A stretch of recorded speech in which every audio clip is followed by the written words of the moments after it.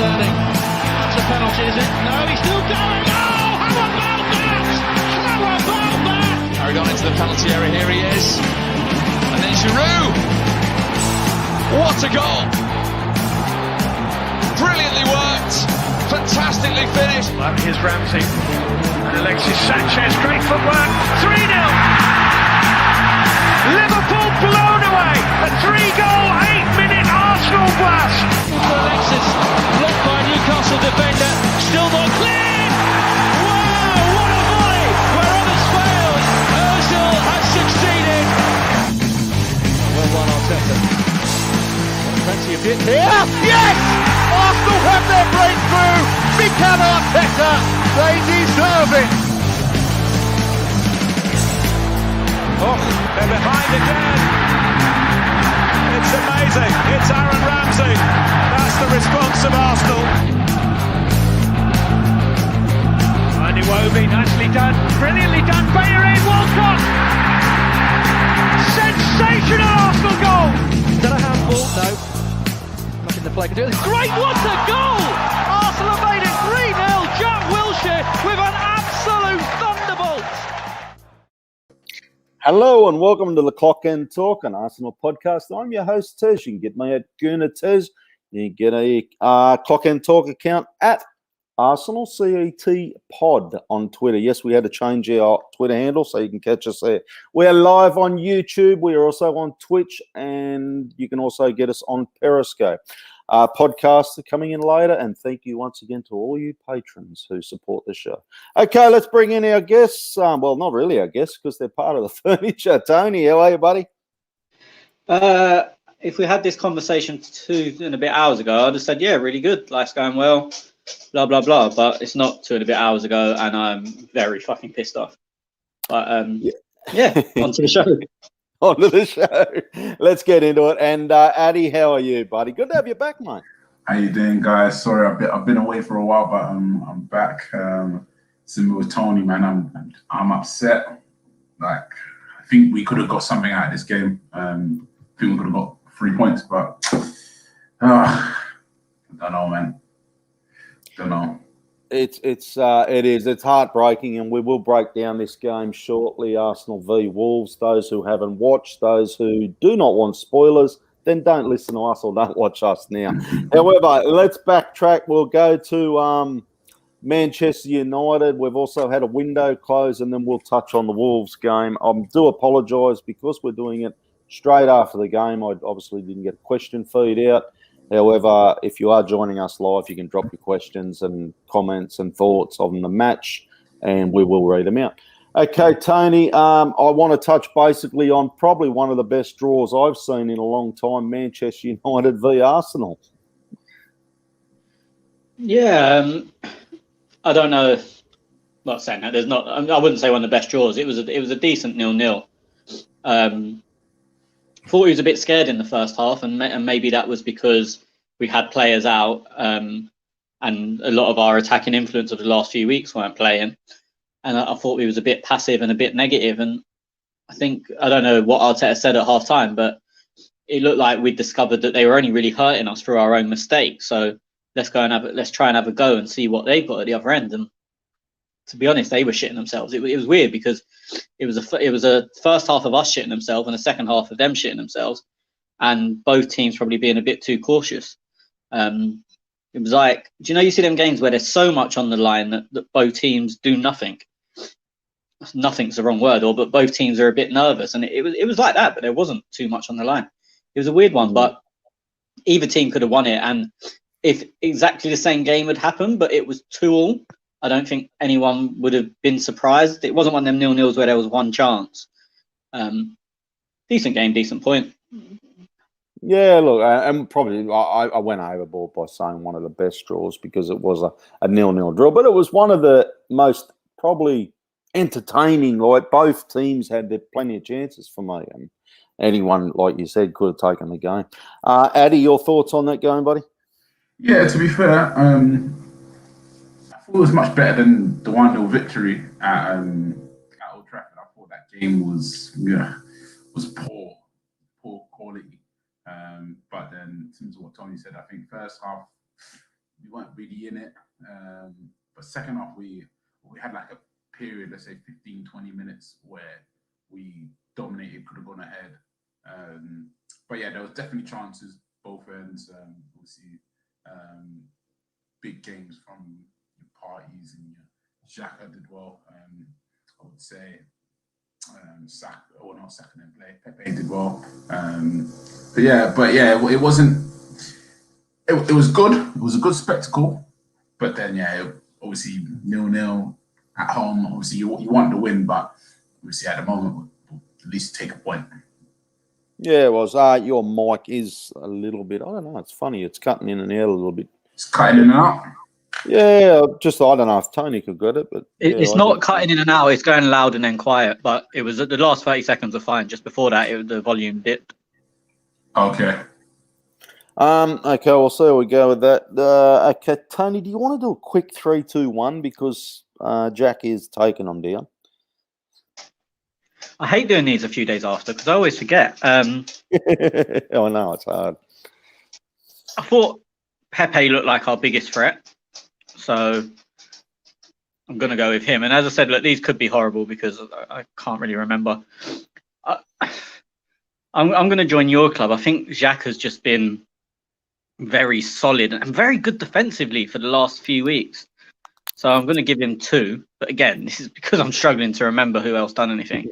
And then similar to Holding, he's just looked solid for so long now. And we kind of all go, and I'll probably sit and go, oh, Holding's not good enough. And then we never give him credit when he does well. But he's just week after week after week, he's just been solid.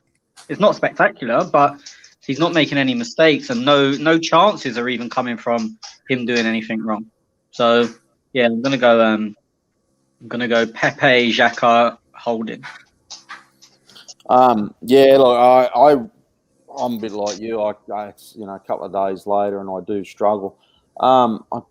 This is going to come. I might get absolutely flogged after today's result because I remember Leno. He was really, really good. I'm pretty sure he was like, and I thought, oh fuck, it's one of them games that you type and go, shit. Well, we could be down 1-2-0 if it hadn't have been for Leno, and so I'm going to give him my 3. But people are going to go, oh fucking hell, Tez, like after the game that just happened. But I'm talking Manchester United game anyway. Yeah, Granite for me again, solid.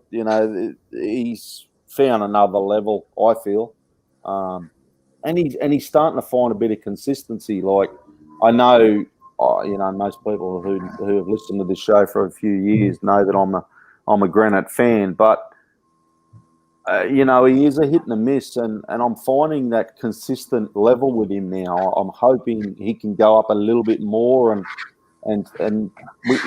we start seeing a little bit them long ball assists and things like that. Just would be the icing on the cake. But yeah, he's been consistent for a number of games now, Granite. And Pepe, I agree, mate. He's one of them players that I almost feel as though Arteta's gone, look, just go and play your game now, because remember the start of the season. We all felt like he was a bit strangled on the position, like trying to play it safe. Where I've noticed a different Pepe of late. I've noticed him trying to beat that man and trying a few different things, and we're actually seeing the Pepe we bought, I guess. Which is good. I like it. I reckon it should have been like that from day one. Whether he struggled for that, I don't know. But yeah. So there's my 3-2-1. Ade, you want to touch on your 3-2-1 for the Manchester United game? I would go, for me, I'll actually put David Luiz as number 3. I thought, to be fair, him and Holding did really well in the centre of defence. And I'm going to do Holding as number 2. I think, again, defensively, we were strong. And I'm going to give Leno a 1. But I thought, yeah, the defensive display on the attack, we weren't really clicking. Pepe did well for me, but then I think that you know, the saying, like, if you're not going to win the match, make sure you don't lose it. And I think those three did well in the game to say, okay, yeah, cool. Like, we've marshaled them pretty well. Leonard put in a few good saves. So, yeah, no, definitely. Isn't it funny that Tony gives Granite a 2, but the week I probably should be saying 3, and I've got Leno at 3, and you've gone a 1 where you could go. You can get away with it, No, definitely. So yeah, Jack will take them down, and the reason we do the 3-2-1 is because at the end of the season, hopefully we can find our player of the season, I guess, and add the scores up. Okay, Tony, before we get into the Wolves game, I just want to touch on the January window. It is now obviously closed. I was almost going to do a podcast yesterday after I heard about the Mustafi news, but I thought, it's a bit too close to this game. So your thoughts on the January window, the couple of players who went out and the one player who came in? Yeah, I mean, it's a decent window. I think people are going over the top. We got a lot of people off the wage bill, but we don't know as outsiders if we paid up the contracts fully. I expect we didn't, but without knowing, people are going, we got Mustafi, Ozil, Kolasinac off the Socrates off the wage bill. Well, if we paid them up, 3 of them were off the wage bill in the summer anyway, so we've not actually saved any money. And getting Kolasinac off, I know we're still paying some of his wage, but that's not a bad deal. The only issue with that is it was weird because I didn't want us to sign any of the players we were linked with, but I think we're very short at fullback because we've basically got 3. We've got KT, Hector and Cedric. Luckily, Cedric can cover both sides, but it just means we can't really rest players too much in what is probably going to be a busy run-in. Odergaard, look, we all said at the start of the window we wanted a creative player, we needed a creative player. The boy's got ability. I don't think any of us are going to doubt that. My only worry is if he can settle in the 4 months basically that he's got. But we needed a creative player, and we've got one. Would someone have like Eriksen been better potentially? But looking at him, he didn't end up going anywhere, and no clubs in England spent money, so maybe he wasn't available, or his wages are too big, or whatever it was. So probably done the best with what we had in that situation. What was your thoughts on, and it was good to, obviously, Socrates, Kolasinac, Mustafi, and you look back at these players, and if you could sum them up, and I'm going to throw in, because I got the same question asked on Joe Willock. He went to Newcastle. And I had a Newcastle fan, Ryan, mate of mine. He said he's willing to give this young bloke a chance because he doesn't know much of him. But what's your advice and what's your thoughts on to these fans? I don't even know if they listen or not, but these fans who have all of a sudden got these players, like, because we call them deadwood. Look, I think Willock's. I've got a couple of my betting customers are Newcastle fans, and they were asking me about him last night. I think it's a good move for all involved. They need legs in the middle. He's got that. His technical ability is questionable, and I said to my mate, don't expect him to be a 10. But if you play him as the 3rd man in a 3-man midfield, and you have Shelvey, whose passing range is ridiculous behind him, and Hayden doing the defensive work. If you get Almiron and St. Maximin either side, getting balls into the box for Wilson or Carroll or Joel Linton, whoever it may be, I think it's a good move. Look, we know he's technically not the best, and at Newcastle, I don't think we'll be made to see that. They're not. It's not like going to a Leeds where they're pass and move, which wouldn't suit him. So I think it's a good move for everyone, and it could do his confidence a world of good. Wouldn't surprise me if he goes and gets a few goals, and at worst case adds a bit to his transfer value. Good move for Arsenal. Good move for Arsenal. Obviously we want to see this young player develop, so we're hoping next season. To get him minutes in the Premier League, which it looks like he's going to get, and why Newcastle's a good move is because they don't have a player like that.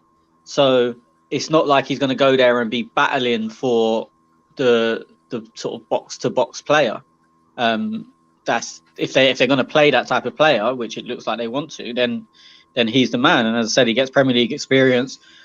Probably should add a bit of value to his transfer fee. Even if he doesn't score goals and doesn't do amazingly, he still becomes a player that's played a lot in the Premier League, whereas at the moment he isn't really. With Ainsley, it's a weird one because he had offers from much better clubs. We denied Leicester. Leicester wanted him. We said no. Southampton, we agreed. He didn't want to go because they wanted him to be fullback. And he basically said, if I want to be a fullback, I'll stay at Arsenal. So then he's ended up at West Brom. Interesting one, because with a run of games, he could easily be good enough, but he's at a team where concentration is essential. And that's probably his biggest flaw. Like if anyone, I mean, look, I'm a big fan, everyone knows that, but if anyone was to say what's the biggest weakness in Maitland-Niles games, I think concentration would be the answer that everyone should give it. He can pass the ball, he can run, he is very fit, he's amazing one-on-one. His left foot's not terrible, like he can use both feet, he can beat a man, but he has to focus. So it's going to be called into question at West Brom. And I know a lot of people are saying, but why would you go and play under Allardyce? In terms of for Arsenal, it's not a bad move because Allardyce will demand that he pays attention, like that he is focused. And if he can learn that, I still think there's a future at Arsenal. Arsenal made it very clear that there was going to be no option to buy in any of the loan deals. And Arteta said, whether he's telling the truth or he's just trying to make the price stay high, that he has every intention of bringing Ainsley back and integrating him next summer as part of the team. So if we believe what Arteta said, then the move maybe could have been better, but it's not as bad as it seems. It's not, I can't see it being a Gnabry situation, which everyone automatically links to because it's West Brom. Any other players that you would have liked to see going out on loan? I think Reece Nelson should have gone. By all accounts, he refused the Championship. We agreed to deal with Valencia, but then they had issues with the amount of foreign players they had, and then we kind of just ran out of time to do anything. I mean, I think he's stupid staying at the club. I don't see the benefit for him. I don't really see the benefit for us. The guy needs minutes, and to be honest, I'm really disappointed that he rejected the Championship. I mean, you look at Saka, and I mean, I know Saka's not been out on loan, but you look at Saka and Emil Smith-Rowe, they're playing like men. They don't look like they're kids against the other teams. Like today, one time Partey in the first half didn't pass Smith-Rowe the ball. It wasn't a horrendous error, but Smith-Rowe's going mad at him. I'm one-on-one, slide me in. Yeah. And like prolonged going on at him, like 5-10 seconds. Like, come on, man, like wake up. Reece Nelson would have said sorry. It's like, oh, sorry, I didn't give you a better option. Like he needs minutes, and the Championship would have toughened him up. Like as I said, you look at the difference. Smith-Rowe looks like a man, and not physically, but I mean on the pitch, his posture, his presence, he looks like a man. And I would say playing at Huddersfield, which was the bottom end of the Championship when he went, has toughened him up and made him that player. So for Reece to rule that out completely for me is ridiculous. And to be honest, personally, I think Championship, if he'd have gone Brentford, Norwich, someone like that, would have been a better move than Valencia or one of the German teams he was linked with. So look, I don't think he's got a future at Arsenal anyway, and that refusing the Championship tells me a hell of a lot about his mentality. But is what it is. If you are just tuning in, we're talking Arsenal transfer window, and who could have went, who should have went, and what the deals that got completed. Ade, your thoughts on the window, mate? To be fair, Tony said most of it. The only thing I would say, I think I read somewhere that we've actually paid out contracts, but I can't remember where I read that on Twitter. But somebody said that no, we've actually paid them out, so it wasn't like okay, cool, we haven't lost any money or anything. And as you said, 3 of the players that went were gonna run out of their contracts in the summer. Odergaard, good signing. The only thing I have on him is my mic gone again. Yeah, No, it wouldn't, but it came back. Okay. Yeah. The only thing I would say with Odegaard, you know what Odegaard. Why you're... Oh, yeah, I got you now.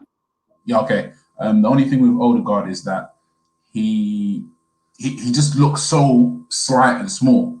Can he like play with in this physical Premier League? That's the only thing I would say. But other than that, maybe a winger. That's the only other thing I would have liked. But again, now beggars can't be choosers. Like, was it a great window? I think it was just an average one. As Tony said, not everyone actually spent this window, and I think it was the lowest spent January transfer window since 2015. I think it was. So again, you could see like a lot of people were still holding on to their players. So yeah, that's it, to be honest. Yeah, it's very tough, isn't it? Because it's a window that is affected by COVID, and you're looking around, and you're seeing teams like I'm hearing, I'm reading headlines in the papers over here that Barcelona are on the brink of bankruptcy, and you're thinking to yourself, holy shit, like what? So for me, when you look at things like that and what's happening in the economy around the world, is I think, hey, it's a pretty good window. We removed the so-called deadwood, but we cleared that wages.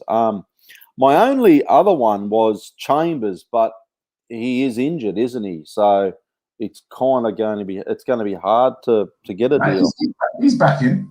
He's back in. Okay. He's back, but we don't have any centre backs anymore. Like technically, as a right centre back, if you include Luiz as a left centre back, which is where he's played basically every game he's played for us, our only right centre backs are Holding and Chambers. So does this look like this second half of the season, boys? Chambers is going to feature in the plans? Potentially, or he moves Luiz over to that side, but it's not something we've really done. No. Yeah. I wonder whether they try to look for a deal for him. I wonder. Yeah, anyway, that's the window. There's really not much else to talk about, I guess. I'm not really worried. Oh, El Neni was the other player I was thinking of, boys, and he's been doing a good job as a backup, as a squad player, and we always talk about the galah, the character, the laughing in the change rooms. I get that vibe from El Neni, so I think that was good keeping him. I actually thought he'd go, but yeah, your thoughts on that one, Ade? Nah. See, I'd rather keep Maitland-Niles and play Maitland-Niles in midfield over El Neni, but I think Arteta likes him. I'm not a huge fan of El Neni. He's done all right, and he's done well in certain games where the games and the teams have suited him. But he's not my starting midfielder, and I doubt we'll see much more of him, especially when Partey's fit now. And I doubt we'll see much more. Yeah, I was just gonna say that to Tony. Like, where's he at now? He's probably like 4th, 5th in line now. Well, he's not 5th because we've only got 4. And like, it depends. I still think he'll get not a ton of games, but he'll still get games. If there's games where Arteta wants to keep the ball more and not go forward, and one of Granit or Partey is injured, suspended, tired, then he's a man that comes in. If it's against a West Brom and one of them guys needs a rest, then yeah, you go Danny where we're more attacking. But I don't think El Neni's minutes will be limited. I think they'll probably be pretty similar to what we've seen so far. I mean, he had a few starts in a row earlier in the season because there was only 2 fit or people were suspended and Partey was injured. But now he'll probably get similar minutes, maybe a few less, but nothing significant. For me, there was not even a question he would go out. It was I would have, if I could have bet on it, I'd have put my house on him staying. Yeah. Okay, boys. Look, that's about it for the window. There's, it wasn't nothing too exciting about, and that's probably why I didn't do a podcast on it, because it was the end of the day. That was it. Mustafi, we miss him, Tony. No, not really. Look, he hasn't basically played this season, and to be honest, I think it looks like the club are suggesting that he was the mole in the camp. Oh, really? Well, they're just not. I'm not saying it's definite. I don't know, but he hasn't been since Arteta said he thinks he's discovered it on Boxing Day, and we started not really losing. He hasn't been in the squad, so he came on against Chelsea in that game on Boxing Day, and then hadn't been in a squad since. Wasn't injured. So yeah, I think that's probably part of it. Everyone was going out at Ozil for that. Everyone once Tony Shaw. Yeah. Here we back. Yeah, yeah, they were blaming Ozil. Did you see the tweet, Ozil? Who was he having a shot at? Piers Morgan. Yeah. I cracked up at that. You're not even in the bloody you're still having shots. I'm like, he loves the media, doesn't he? He does. And to be fair, them two had a running battle for quite a while. But it was funny. I enjoyed that one. Okay, I'm going to quickly play this, and then we're going to get into the game that just was. If you've just tuned in, we've touched on Man United, we've touched on the transfer window, and hang around because we're going to touch on the Arsenal v Wolves game. For Gooners everywhere, this is the ultimate football app for you. For match highlights, interviews, and the best Arsenal videos and podcasts. Download the free Gunners app now from the App Store and Google Play. Thank you for Louis and the boys over there at Gunners.com. Okay, Tony, lineup came out. Arsenal v Wolverhampton Wanderers. Your thoughts on that lineup, buddy? Completely as expected. Aubameyang trained once in 8 or 9 days, and if he was with his mother, which is where he said he was, he wouldn't have been keeping up any sort of fitness regime, you don't think? So we expected him on the bench, if in the squad at all. Saka, as soon as they showed him in training, apparently it was only a bruised hip that kept him out of Man United, and once a bruised heel, you're pretty much good to go. So for me, the team picked itself, really. There wasn't a single surprise. Maybe, I mean, some people may have expected Gabby over Pepe, but for me, as I said, Pepe's been our best attacking player for the last couple of games, so it would have been really unfair to drop him, in my opinion. So for me, the team was exactly as I expected. If I would have written a team down 10 minutes before it was announced, that's the exact team I would have said it was going to be. Ade, you agree with all that? Yeah, 100%. 100% agree with all that. I wouldn't have changed much. Obviously, yeah, it's good to see Saka come in. But yeah, that was it. Wouldn't have changed much as well, as much as what Tony said.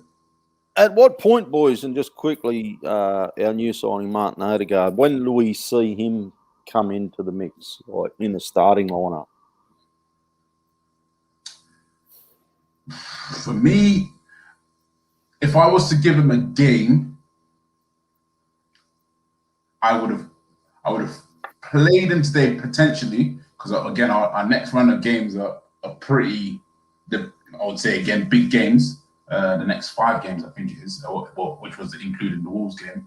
I would have put him in today because I would have thought Wolves was an easier game to put him in, and also, you'd rather put someone in when the team's playing well.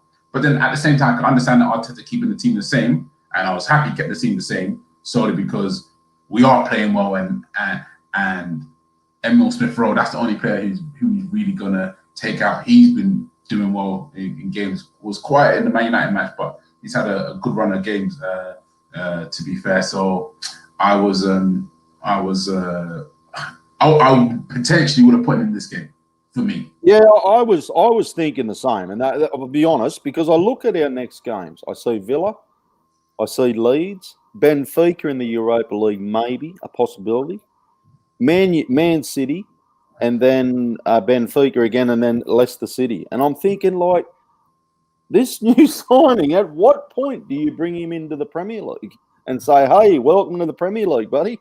Because I would hate to be starting against any of them teams. That's just, that's my thoughts. But, Tony, you might have different thoughts.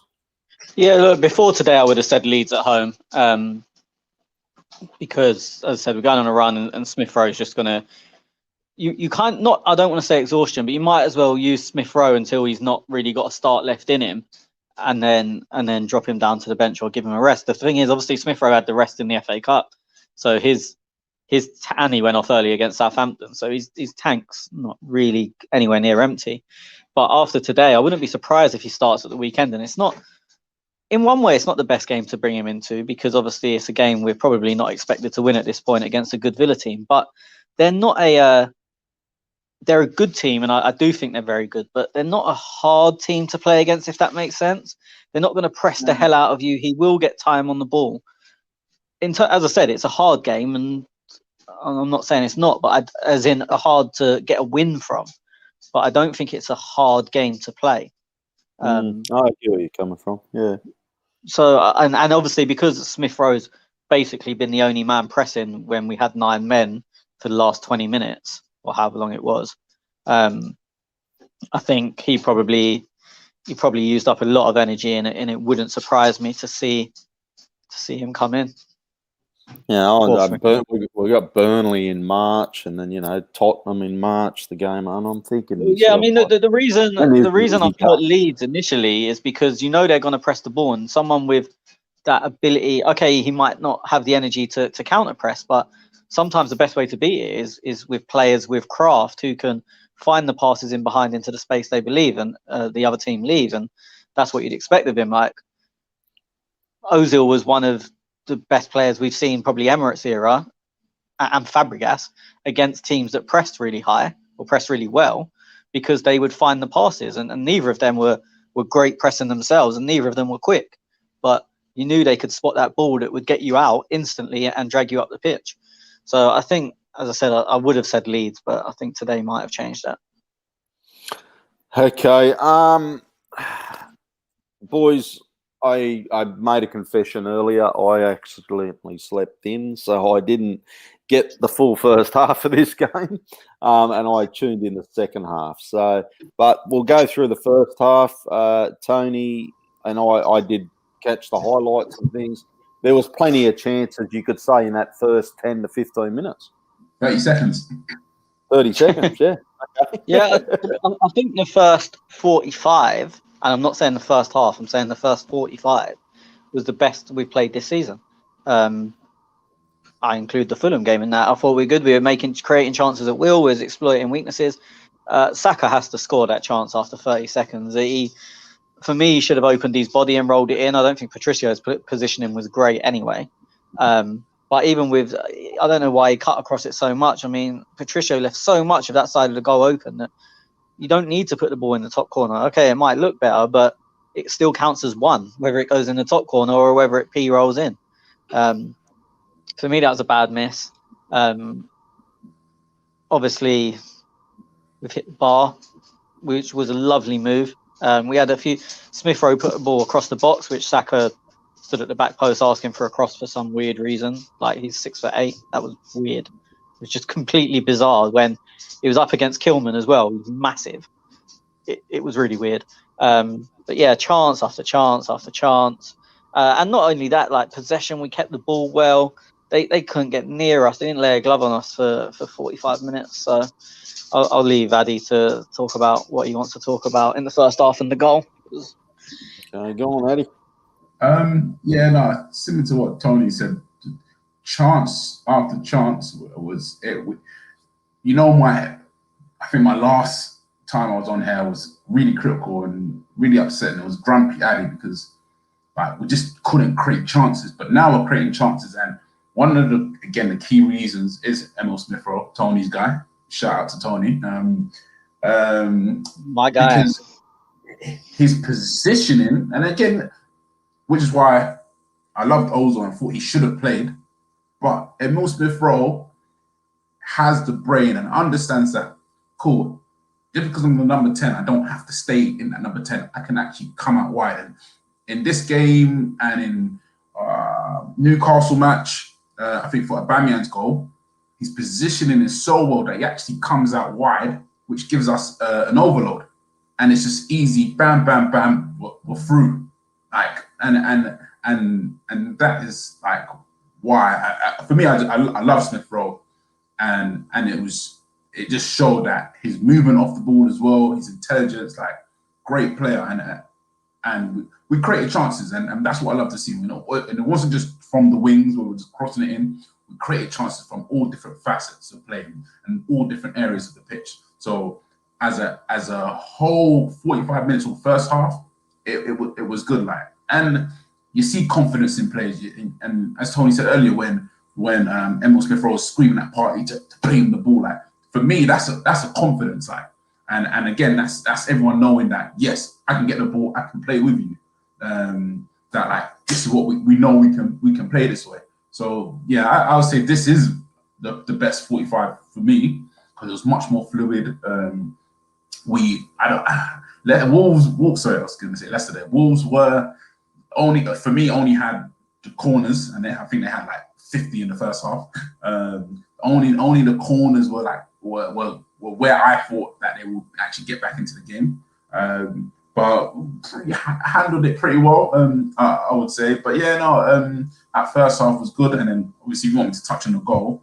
Sorry, before that goal, let me actually talk about Saka's chance. Saka's goal. Saka's goal on his right foot.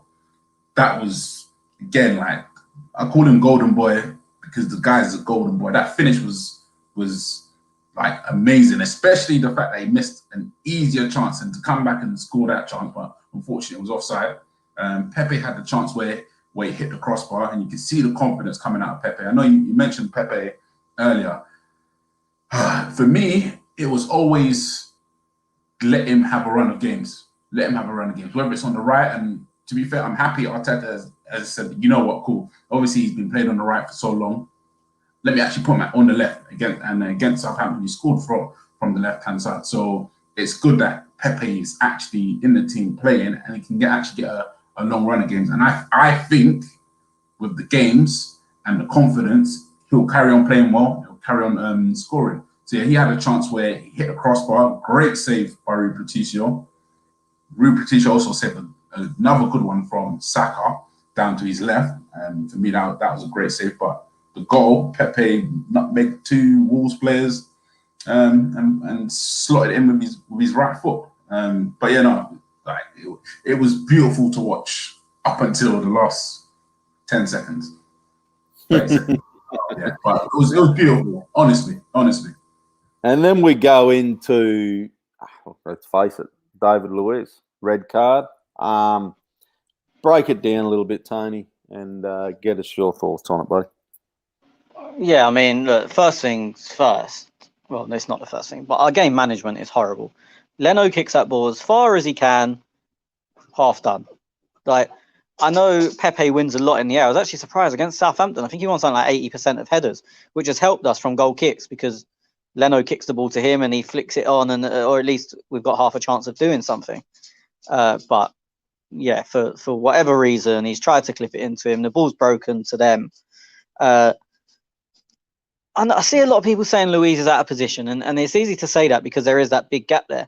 But for the goal kick, he's actually tight with their striker, and the striker just looks a bit quicker than him. And is that he's not alert, or is that he's half switched off because he thinks it's half time or whatever? But then after that, good ball from Podence into William Jose. The red card's a disgrace. I mean, honestly, I think it's one of the worst decisions I've seen in a long, long time. Like, there's two versions of the rules going around. So one is if the challenge is accidental, it's not a red card. Okay, that's purely accidental because he didn't even make a challenge. The other version of the rule is if he's made an attempt to go for the ball, it's not a red card. Well, he didn't make an attempt to go for anything. So if you're going by the second rule, I mean, at best, it's an absolute disgrace of a rule. But even with that rule, I still don't think it should have been a red card. How a ref can look at that and then the VAR can look at that and say exactly the same thing is absolutely beyond me. Like in my gambling group chat, I have customers from all over the country and a couple of Newcastle fans, a couple of Wolves fans, a couple of Tottenham fans, and I don't know a single person that's gone, yeah, that's a red card. Not one. Like, you've even got John Terry, and he's obviously Villa's assistant. We're playing them next, so they're benefiting from this red card. He's come out and said, absolutely not a red card. Like, everyone, players, managers, Rio Ferdinand, and I find Rio Ferdinand quite anti-Arsenal most of the time. He's sat there at half time as the pundit in the studio, like, saying it's a disgrace. And then they had the ex-ref, who's a waste of time because he just agrees with whatever the ref said, come on. And Rio Ferdinand's actually arguing with him. And then the ref keeps just saying it's the rules, even though he messed it up. And Ferdinand went, oh, okay, yeah, then brilliant rule, mate. Carry on. We love football like this. Like, you've got Ferdinand actually being sarcastic and digging out the rules. And as I said, he's quite anti-Arsenal, I would say. I mean, one of the things is the first thing the ref said when he tried to explain it was, Ferdinand said, oh, well, he didn't intend to make a tackle. And the ex-ref, Peter Walton's gone, well, intent doesn't matter. His next sentence says, well, because he didn't intend to get the ball, it's a red card. Hold on. Intent doesn't matter, but if you intend to get the ball, it's not a red card. Would that mean that intent does matter, Mr. Walton? Sounds like it to me. Just a ridiculous decision. Like, honestly ridiculous. And if people are going to defend it and say it's the rule, then the rule's wrong. And this isn't me being bitter and biased, because I say rules are wrong pretty much every week about one rule or another. But for me, it's never a red card. It shouldn't be under the current rules. And even if it is, the rules are wrong. And the refs have got to have common sense. You just have to. Like, even I can't believe that they've not even told him to go and look at it, because there's not even a tackle. I do think it's a penalty. And obviously it was us three, I think, on here when I said that Tierney's against Chelsea was a penalty, even though Tierney technically made contact with Reece James. That one was more of a foul because Reece James did actually try and get the ball, but Tierney ran across him. But you can't doubt, whether he's meant it or not, Luiz has impacted that guy's attempt to try and score or take a shot. So, yes, penalty for me. Red card, never in a fucking million years. I'll come back in a minute. Ade, your thoughts on it, buddy? 100%. 100%. Like, this was the one time where David Luiz said, you know what? I'm not going to do anything stupid. If Leno's going to save it, he's going to save it. I'm just going to, I'll carry on running just in case the ball bubbles up or something, but I'm not even going to try and impede the player, pull his shirt, put him off in some sort of way. It was like, cool, let's see what happens. And one thing again, why VAR is just so run badly in this country is because the on-field referee makes a decision. We don't even know what the on-field referees see. He might have thought, oh yeah, he meant to clip him. The VAR guys should actually say. Can I just cut in quickly? Can I just cut in very quickly? On first viewing live, I thought Luiz pulled him, and I was like, "You fucking idiot!" So I just want to cut in because maybe the ref thinks he's been pulled. So I just wanted to cut in because that's what I thought live. And same thing. Like that's what I saw. Like I thought he maybe might have attempted to clip him or try to pull his shirt back, something. But it wasn't. So then, like, that's where you would actually say, and you can actually communicate with the ref, and they communicate with each other, just to say, look, have another look at it, because Luiz actually did not attempt to take the player out or anything like that, and it was actually an accidental collision. And I said, it's definitely, I will say it's a pen because he impeded the player, yes, but it's not a red card because he didn't actually go to play the ball or the player. And this is the rules are broken. I think they changed the rules for Tyrone Mings, even though that was within the laws when Man City scored just based on phase of play. And I think they will review this as well, and they're going to change the laws. But then again, like, these referees don't use common sense, and it's just so frustrating that something that you actually can think about it and think rationally, and you have the VAR and the video screens there to actually have a look again, just to make sure that that's the case. But no, the guys, they don't use it, and it killed the game, man. It really, really killed the game. Yeah, look, I said to you guys, before we started recording, I hadn't watched the first half, but I needed to catch some highlights before we obviously record. So I watched that incident over and over again, and for me, I don't even know where David Luiz has even touched him. Like, as I think you did say, Tony, in the knee or something, didn't you? So William Jose, as part of his running motion, his legs flicked up, which is normal, and the bottom of his stud, like 1% of his stud, has caught Luiz's knee. Yeah, okay. Jesus, fuck all, isn't it? I don't know, and for the life of me, boys, I can't figure out how David Luiz is in the wrong. I've watched that over and over, and I see a player trailing behind, and the other blokes it's flicked up and hit him in the knee, like, you know what I mean? Like, how are you in fault there? I just can't even, like you boys said, a penalty. I can't even see that. Look, for me, it has to be. Look, he hasn't meant it. He hasn't even made a challenge. But for me, if you stop a guy who's about to shoot from shooting by any means, then it has to be a foul. For me, and I can understand if people disagree with that, but I said it for Tierney earlier in the season, and I've got to remain consistent, really. I'm glad Ade brought up about the rule change, because I was going to say that, like, Mings got the change after, and okay, that doesn't do Villa any favours. It doesn't do anyone any favours, but it's right. What happened? And it's happened a few times. That's not the first time the Mings things has happened, but they come out and change the rule. And this one, if they do agree that the rule's wrong, which they probably won't, but they'll come out and change it either way. But again, that doesn't help us. We've lost the game because of it, and we're down to 10 men because of it. It'll be interesting to see if they rescind his red card, because it'll be challenged. Would be morons not to challenge it, because it's never a frivolous appeal, and it'll be very interesting to see what they do, because if they rescind it, that's an admission of guilt. And Paulson's one of the worst refs in the league anyway, and the VAR I've never heard of. So who knows? And one thing I did want to say, which I forgot before, I wonder how much reputation has gone before him, because the first thing Walton said and the first thing Martin Keown on commentary said was, we've seen this from Luiz before. Doesn't matter. Each incident is its own incident. I know I've used incident twice there. Like, it doesn't matter if Luiz has been sent off 38 times in a row for that challenge, like for similar challenges. You judge the incident that we actually saw. And a journalist said that, I saw him say that, if that was Rob Holding, it's probably not a red card. Like, Luiz's reputation's gone before him. And it's hard to argue with that, but it's a disgrace. Like, whatever way you look at it, that it's ridiculous. So... yeah, it's crazy. It's absolute crazy. And I've just been looking around as you boys have been talking as well. And on Granite's Instagram, he says, feeling frustrated, we didn't deserve that. So I hate to think what's going through the players' heads, because, that there, you've gone into the half, you've gone back into the sheds half time. You've got a player off, Tony.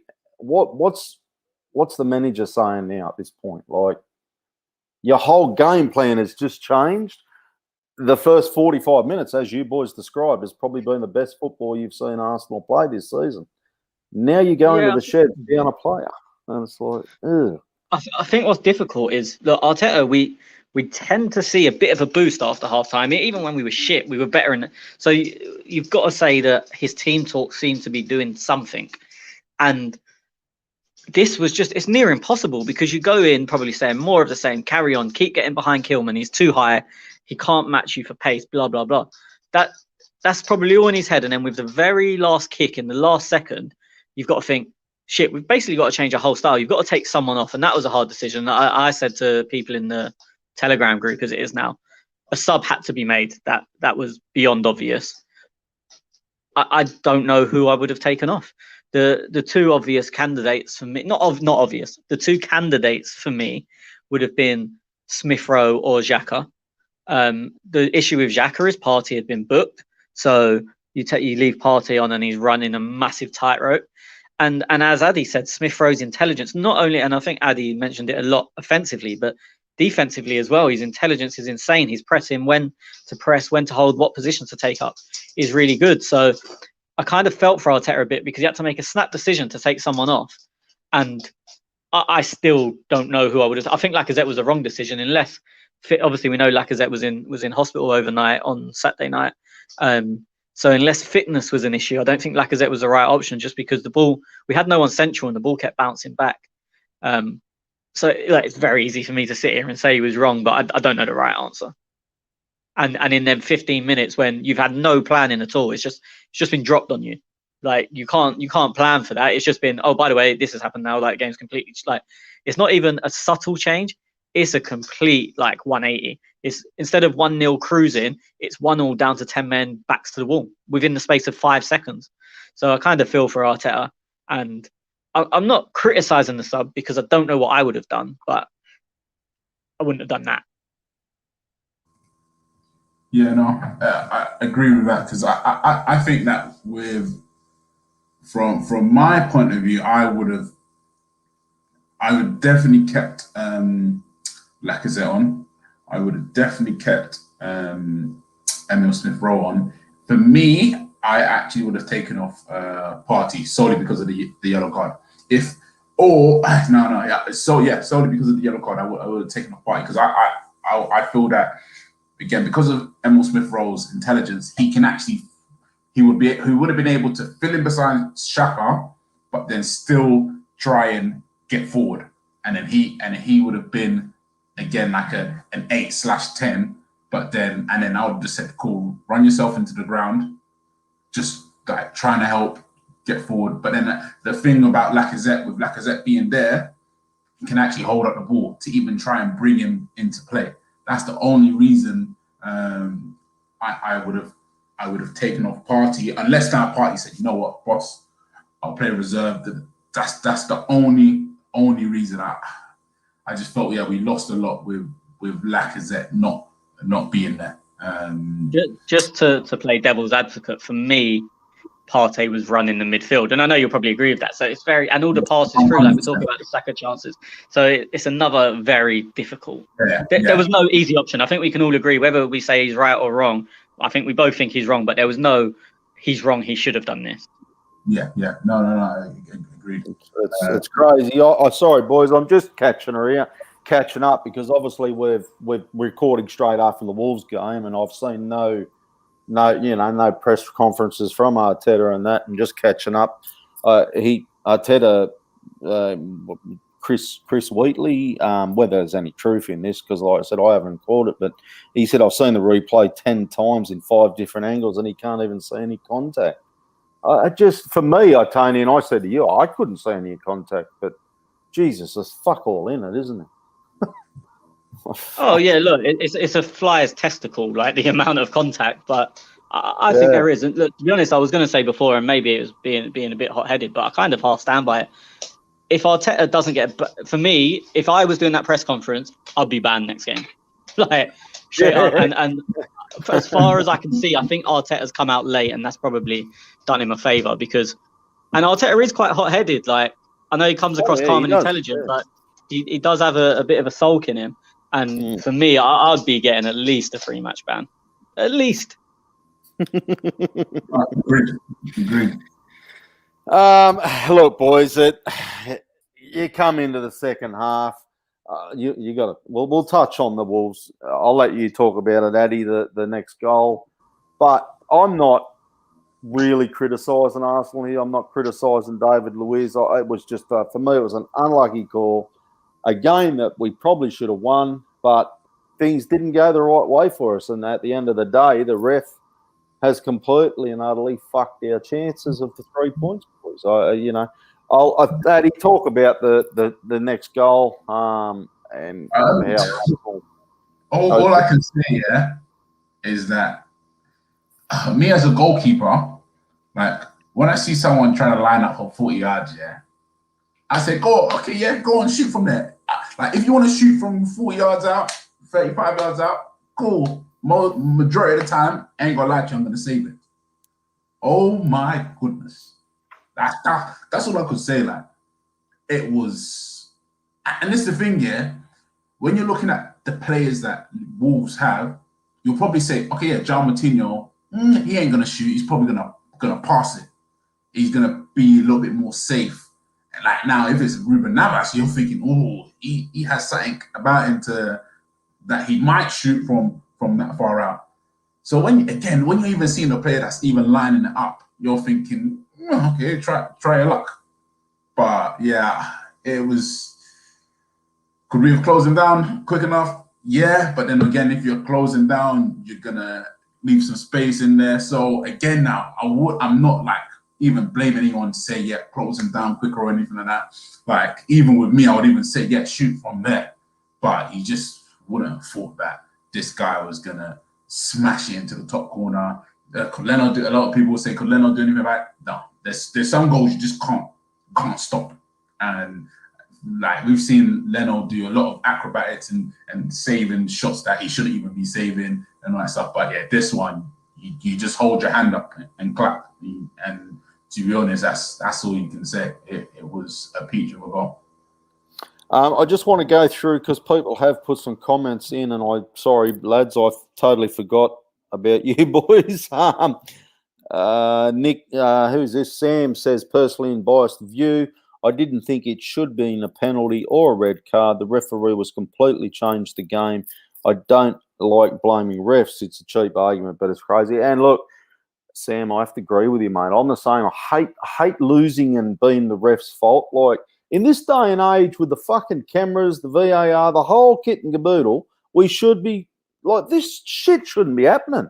Like, I'm fucking speechless, lads. I really am. Russ says, though, Tony, what happened to double jeopardy rule?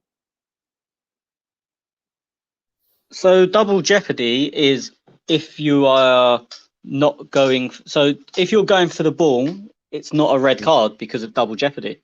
They've deemed that he didn't make an attempt to play the ball, which is true because he didn't attempt to do anything. So, but if you're purely going on double jeopardy, depending on the way you look at it, as I said, there's two versions of the rule going around, and I'm not sure which one is actually factual at the moment. One says if it's an accident, it's not a red card. The other says if you don't try and play the ball. I mean, it's meant for shirt pulls and handballs, but it is what it is. I mean, it is wrong either way. I've already done a rant about it, so I don't want to go on too much more. But yeah, double jeopardy is technically still in place. As I said, he just fell foul of it either by a technicality or because the ref doesn't know the rules. Okay. Rowan says fucking bullshit. He's filthy at the game, and this is obviously coming up after the game when we're recording this podcast. Schwinn's got a question coming up. I think he did see something here. Schwinn, he couldn't join us today. Tony, Xhaka might just be the best in the league at getting fouled. Do you fear when he collects the ball as he goes to the ground? I always fear ref's going to give handball against him. Couldn't have been a penalty today. He is, for me, the best in the league at getting fouled. I've been saying that for feels like years. I don't know. Do you know, it's one of them things that players way before Xhaka have done it. They got fouled and they handball the ball, and people go, "Oh, one day that's going to cost you, whether it be a penalty or a free kick or a booking or whatever." And I've seen them things happen. I've never seen a penalty given for it. I don't know if anyone else can remember anything. So I think if there's any form of minor contact, like, again, I've spoken to ex-refs about it, and I think I've mentioned it on here before, and they tend to ref by the rule of what if I'm wrong, which may sound ridiculous, but so say when Xhaka goes down, they'll blow up because they'll go, well, if I'm wrong and I don't blow up and the guy goes on to score, then it's a big issue. Whereas no one's really going to remember that I blew up for a foul on Xhaka in his own area. That should really change with VAR, because that was the way that refs always used to ref before. And as I said, although it's not in the rules, I've been told that by ex-referees that that's what they used to do. That should change with VAR, but we haven't seen that. There's been so many where I think Maguire's had two recently where there's been a little knock and then there was one against Sheffield United on the keeper and one against Burnley, where the ref's blown straight away, and that's it. As soon as the ref blows the whistle, the game's dead. So in theory, they should let it go and then look after, because then there is no what if I'm wrong. But the referees are so stuck in their old ways that they'll still ref by what if I'm wrong, and you're always going to get that foul. I don't really like players picking the ball up, because if the ref's going to give it, they're going to give it. But I think in that situation, if you kind of got to do what you got to do, especially if you're going to fall on top of it. Mm-hmm. Ade, I'm going to go to you because you are a goalkeeper. The second red card with Leno. Oh my gosh. You know what it is, yeah? Obviously, Defend him now. it was the threat of Traore that even brought him out. That was one of the things. But I think he misjudged the way the ball was actually going to skid through, because when I think I saw like 5 or 6 replays of it, but it looked like the ball actually picked up more pace as it hit the ground, and it came through to him. So by the time he's in the air, and like, for me, just let it go through. If you can't get your leg there, just let it go through, and then whatever happens. That's me. Like. Okay, I want to ask you, because obviously I'm not a goalkeeper, never was. I was a striker, mate. Scored all the goals, you know. What I want to know is, though, his positioning. Like, I'm absolutely gobsmacked at how he even got into a position to allow that to happen.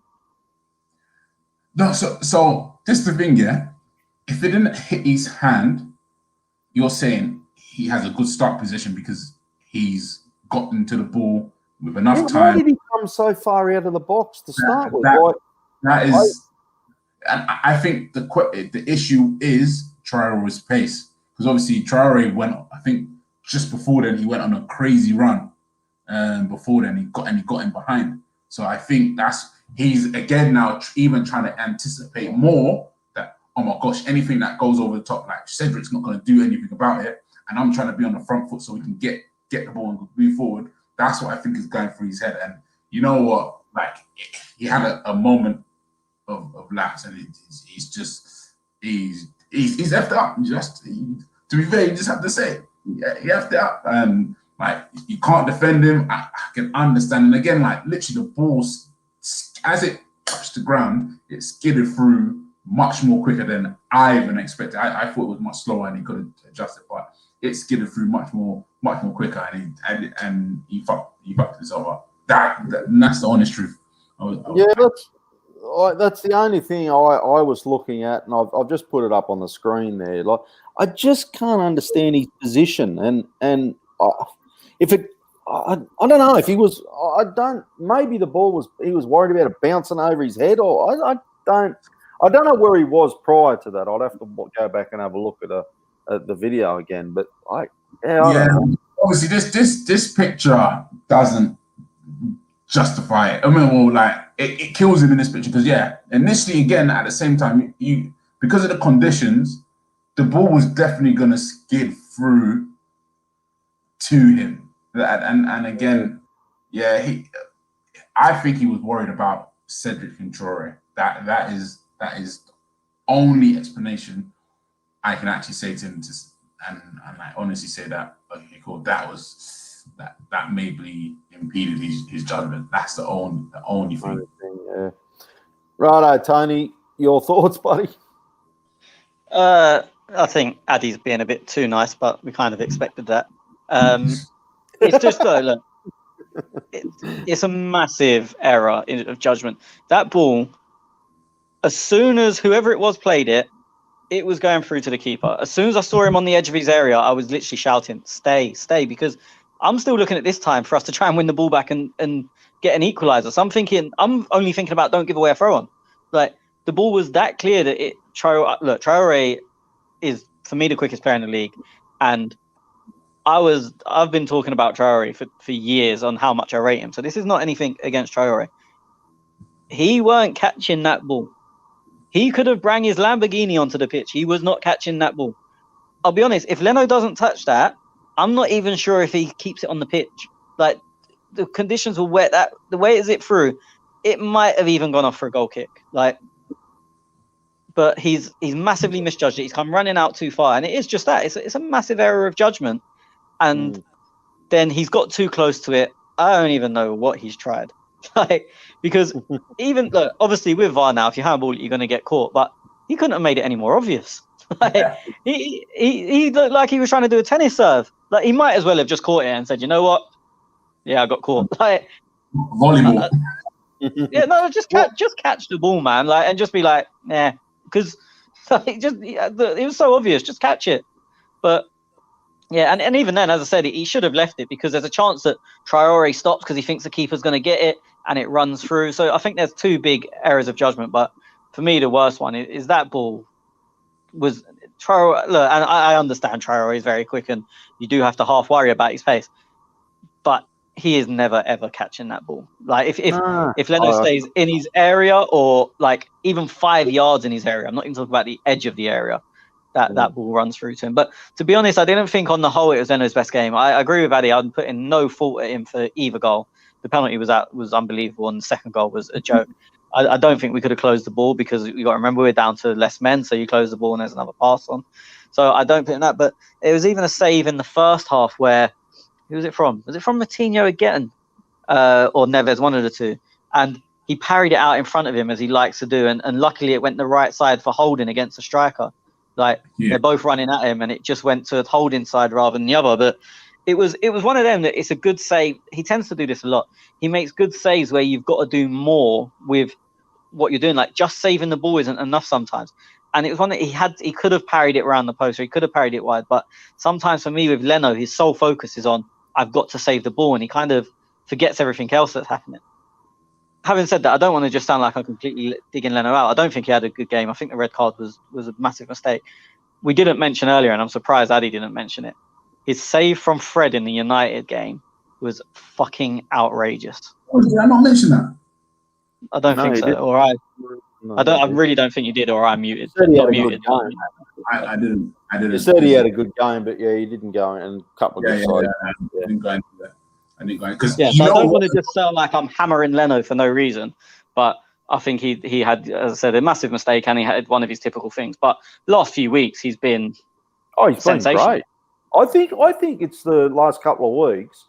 Leno, he's got at least 5 points on me. He got 3 for the Man United game, and I think he got 1 or 2 the week before or something. So, like, it just goes to say, crucify him for that mistake. I, for the life of me, can't understand his positioning to start with. Russ says Leno is coming out to cut off to all right, but did he forget where he was? Does that happen, Ade? Like, do you forget where you are in this professional Yes, at times you can forget where you are, and you find yourself in no man's land. But yeah, I again, you know that meme, and it goes like, oh, and at this moment, you fucked up. That's the meme. Look, you know what I mean? Like, okay, Leno, for me, it was a complete fuck up. He was in wrong position. I don't even know what he was doing, right? At 2-1, 20 to go? 30, what was it?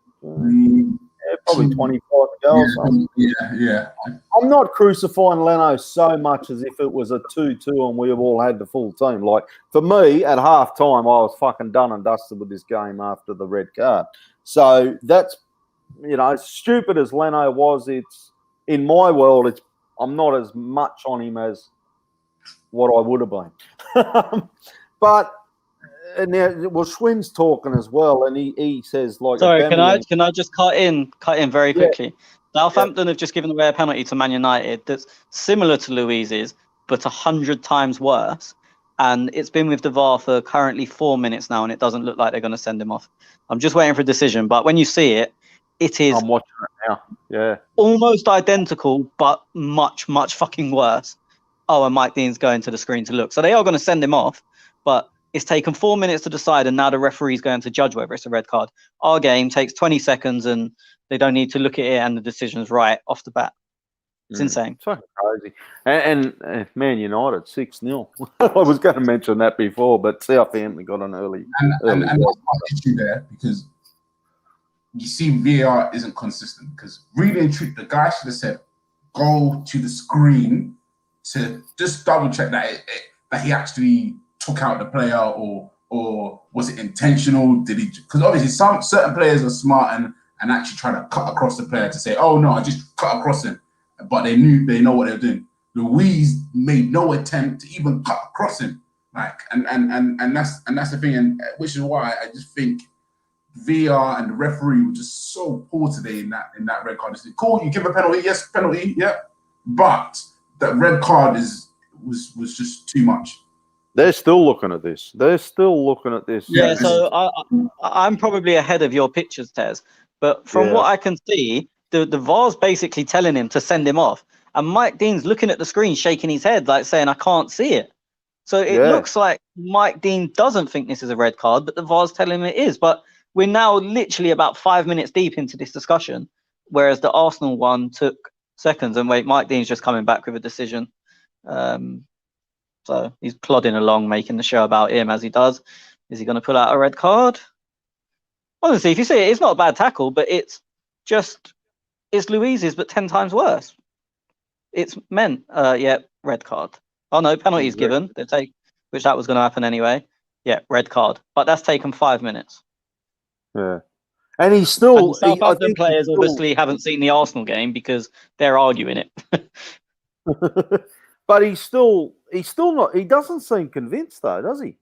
No, I don't think he really wants to, which is strange for Mike Dean. Yeah. He's red carded him, but he just doesn't seem convinced. It's fucking bizarre. It's bizarre. Now, the guy got in his air because, as Tony said, like it looks like he's arguing on the screen saying, "I don't see it."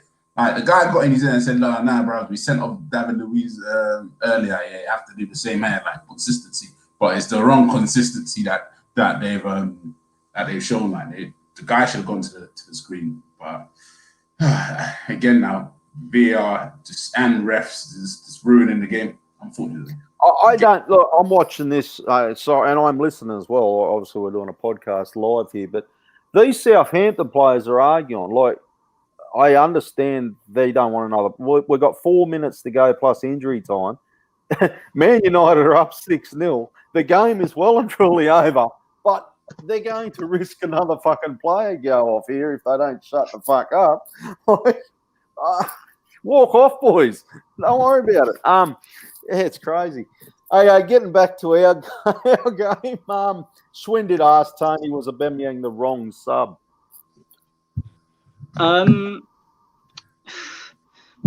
Yes and no. You need a goal. You bring on your top. I know he's not a top goal scorer, but by that I mean you bring on your guy that's going to score the goals. What we struggled, we didn't play anyone central in the second half at all.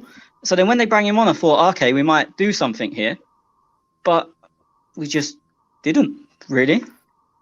7-0. Like, yeah, it's insane. Wow. Yeah, sorry. Yeah, look, I agree with you. I think you've got to bring Aubameyang on. You need a goal. You want to try and nick the draw. You're hoping they're gonna sit back for the last 15 minutes, and you're gonna try and get one, aren't you? Like you can't go any other way. I don't think you can. Like push everybody forward and hope to nick one. I think we should have changed the shape and maybe pushed Emil wide and got someone through the middle, whether that be Aubameyang or Gabby or whoever, because it was just silly. We had like Saka wide and Pepe wide, then we took Pepe off and brought Aubameyang and just kept him wide, and we had no presence down the middle of the pitch. So yeah, it was a bizarre one for me, but I would say same with me, because I think even if you look at it, Wolves didn't. One of my friends, a Man United fan, he was saying, "Oh, Ade, if you're Wolves, what do you do? Do you kill the game or do you keep it 2-1?" And this was with 10 minutes ago. I said, if I was Wolves manager, I'll kill the game. But then Wolves didn't press, and I would have said, if I was Wolves manager, or if Arsenal's in this position, I would have said, Arteta, make the team press, let them go kick it long, we recover the ball, and then we just put so much pressure on them. Wolves didn't really do that. We actually had times where we could get the ball, turn, and play, it got a little bit up the pitch, but then it broke down and then we came back. And I would have definitely, with Aubameyang, would have gone to 4-3-1, or even try to go 3 at the back and then do something else just to get bodies up the pitch and to have some sort of threat. Which is why I would have kept on Lacazette, because even if we changed it up and just gone all out, like obviously you've got Xhaka there that can actually come back into as a centre back, as an additional centre back. So we could have done a lot of things. And at that stage, it was only 2-1 as well. It wasn't like, it was 4-0, 5-0, and you just want to lock up shop so you don't keep conceding goals. It was 2-1. So and any chance that might come to you, you never know. So I would have gone for it in that last 10 minutes, because a 1-0 defeat and a 3-0 defeat or 4-0 defeat is still a defeat in my eyes. So I wish he would have gone for it a bit more. Why did Lacazette come off for the Luiz replacement? It's baffling, Tony. Says Russ. Yeah, look, for me, we've touched on it that for both of us or all of us, it was the wrong decision, but I don't know what the right one was. So I don't really want to give him any stick for it when there's an argument for a lot of people. And as I said before, we don't know what the situation is with Lacazette's fitness because he was in hospital Saturday night / Sunday. Boys, I don't know if I can talk about much else on that game. Man United taking the piss here, 8-0. Yeah. I was just trying to look if they had any subs. I was like, fucking dead. Really? Put them out of miseries. Houston Houghton, sorry if I messed up his name. Was it 9-0 from Leicester? Oh, yeah. 9-0 last season, and I think it was one player sent off as well, isn't it? Yeah, once they I'm not sure. I think they got an early red card. Yeah, red card similar to this match. Yeah, once they had once they got a man down, it totally breaks down for them. I don't look. And we talk about him as a manager. Obviously when we're talking Arteta, not us talking Arteta out, but like when that was going around, like. But I look at Southampton and, they've lost this game 8-0. They've gone for 2 reds. That game that you're talking about, it was 9-0, and I think there was a red as well. Yeah. I don't know if he knows how to – he does not go on the defence, obviously, when they get a red card. He just it's crazy. Like, at least we were still, at 2-1, a reasonable kind of fucking level. Like, Jesus Christ. Anyway, that's about us, boys. You want to wrap that up? You anything else to talk about it? Tony? No, I think that's all from me. Oh, we didn't do a 3-2-1. Oh, 3-2-1. Yep. Okay. Go on, Tony. You do your 3-2-1. 9-0. Done, James. 9-0 now. Wow. Yeah. Jesus Christ. Sorry. Pepe. Well, he's got my 3 as well, so put me down 3 there. Yeah, my 3 as well. Yep. This is a difficult one. I'm not sure. Saka done. He had them all over the place in the first half, but then he missed that chance. I'm going to go him, but I understand that you lot might not include him. And then who deserves a 1? Partey, because I thought he ran the game in the first half. Second half basically didn't happen to me.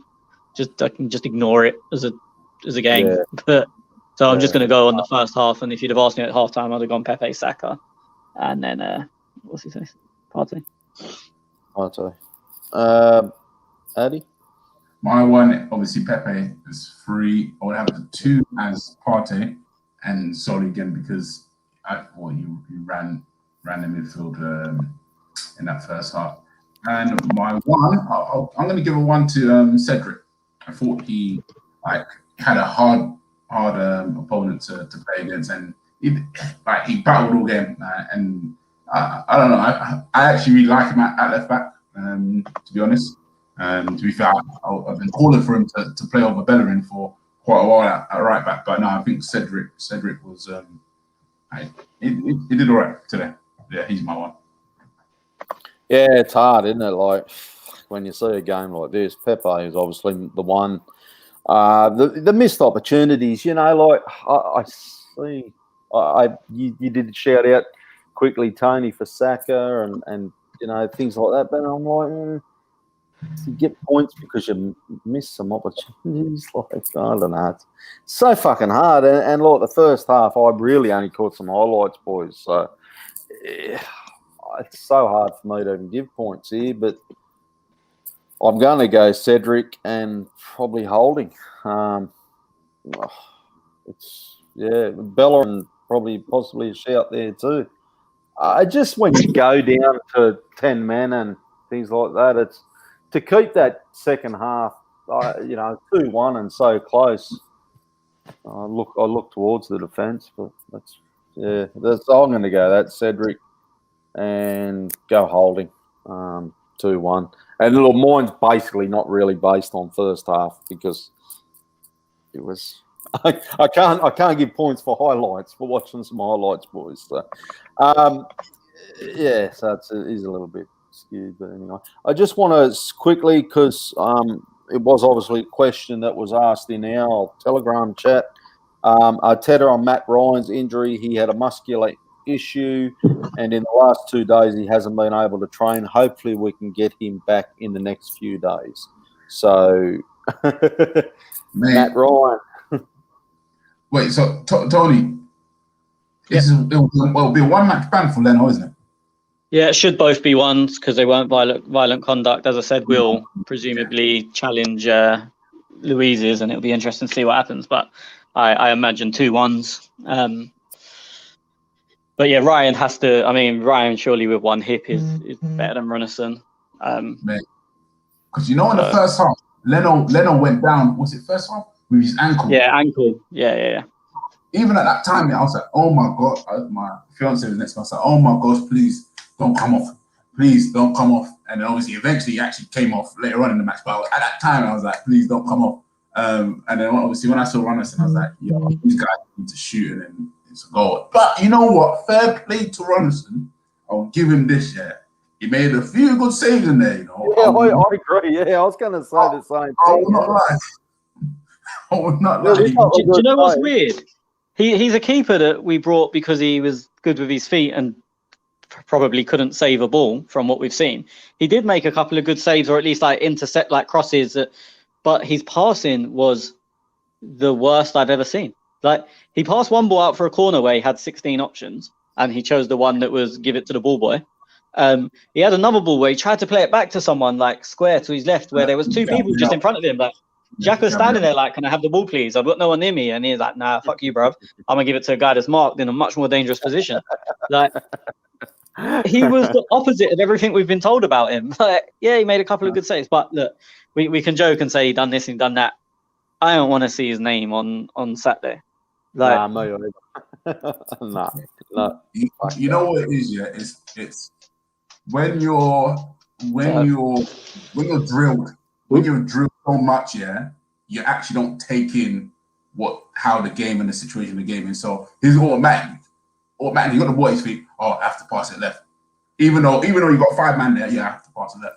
So yeah, Ade, I just want to ask you, because just before we go, the argument's going to be, and I can see it already because it was happening in a couple of chats that I'm in. Was it actually a handball for Leno? That, for me, that argument doesn't exist because of his position. Like, I'm regardless and that's why I didn't bring it up too much. Was it a handball? It was the fact that fucking idiot was out there, like, whether he got the bad bounce or not. Stone cold handball. Again, he got sent off solely because he's denied a clear goal scoring opportunity.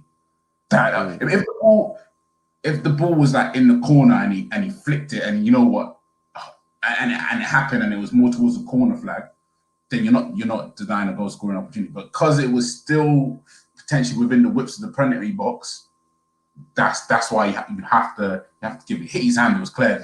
You can't say it was a handball because like, and it wasn't ball to hand.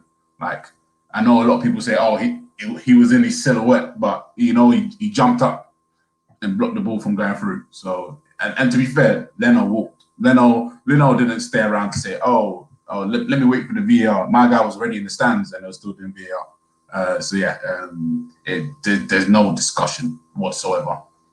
Yeah, no, that was, and Jack, who usually pops on, I think he was saying handball wasn't a handball. But for me, it was just the fact that fucking dead. Like, I don't even think of that really. It was, yeah.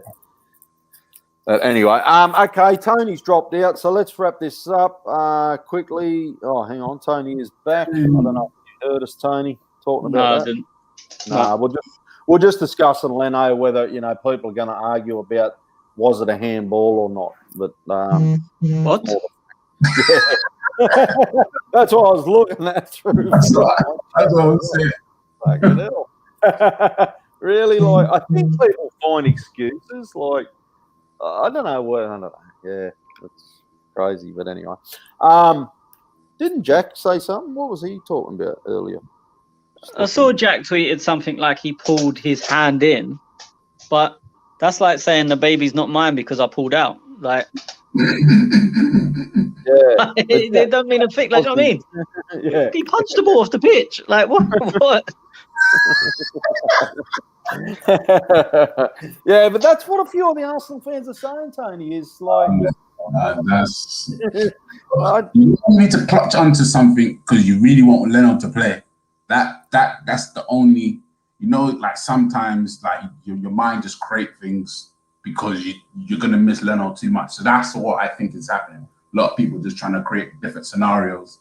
But, mate, it was a clear handball. As we said, it was volleyball. You're playing volleyball. So Russ makes a good call. It's fate that Runnison should be in goal against Villa. Martinez.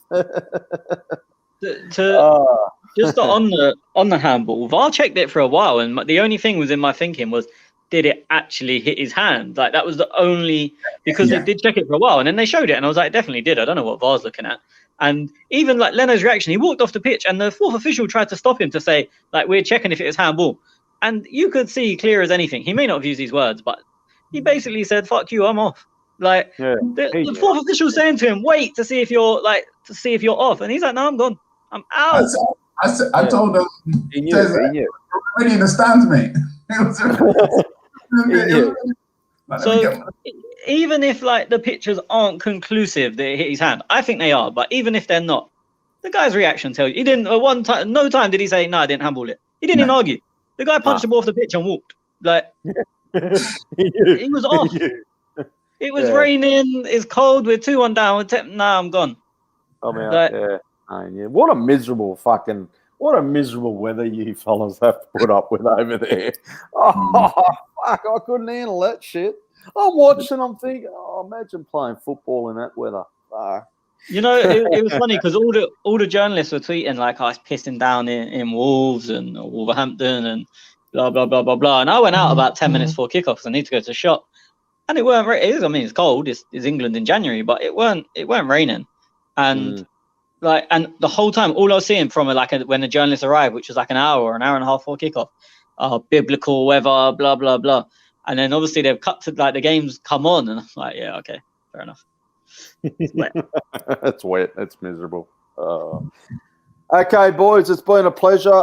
We will come back next week. What have we got? We're going to have 2 games before then, or what? I'm just trying to Villa and when is the Villa game? Villa on Saturday.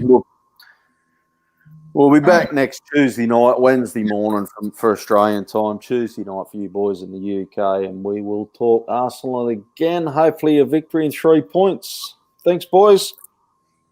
No problem.